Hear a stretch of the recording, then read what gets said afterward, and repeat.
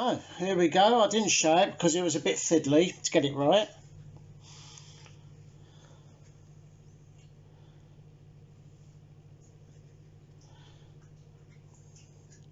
Just slight crookedness on the numbers. Oh, look at that.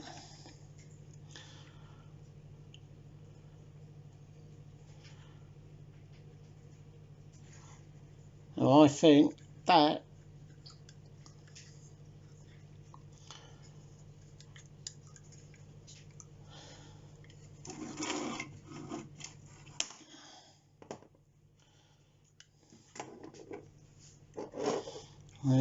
just got, like, you know,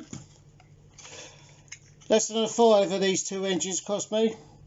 It's cost me a couple of quid for some brushes and a couple of quid for the transfers for this one, and £1 or something for the buffers for this one. And I have got two very, very powerful, very potent engines. Oh, and the finial cost £1.40. Right. The only thing that's the fly in the ointment is that step is missing on that side. But if I can find another one, or if I look in that box of stuff I got today, I will, you know, look at that. Don't that look that dog's bollocks? Excuse my French.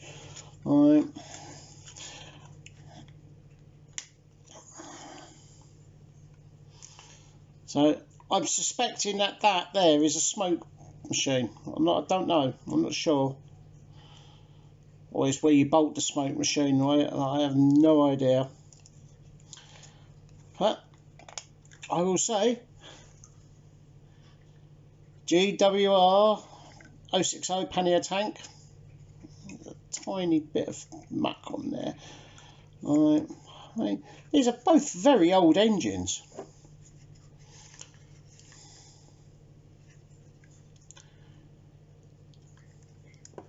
I am very pleased with that.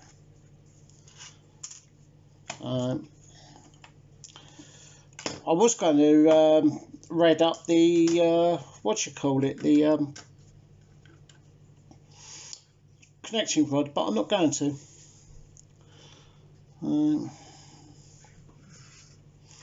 There we go.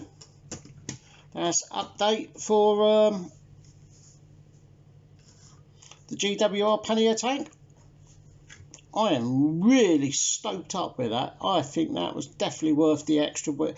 And I mean, it was just doing it, just a bit of work, like, you know. It's come up beautiful. And this thing is like the Shunter. It's absolutely brilliant little runner, like, you know. So there you go. Right, that's the update for those two engines now done. So, like, you know, I am in the process of fixing the bases of these. Alright, because I want to put the big gantry onto this pedestal. So I'm going to have a fiddle about with some plastic weld and stuff like that. Alright, but otherwise, like, you know, toodle pipski, and I'll catch you in the next one.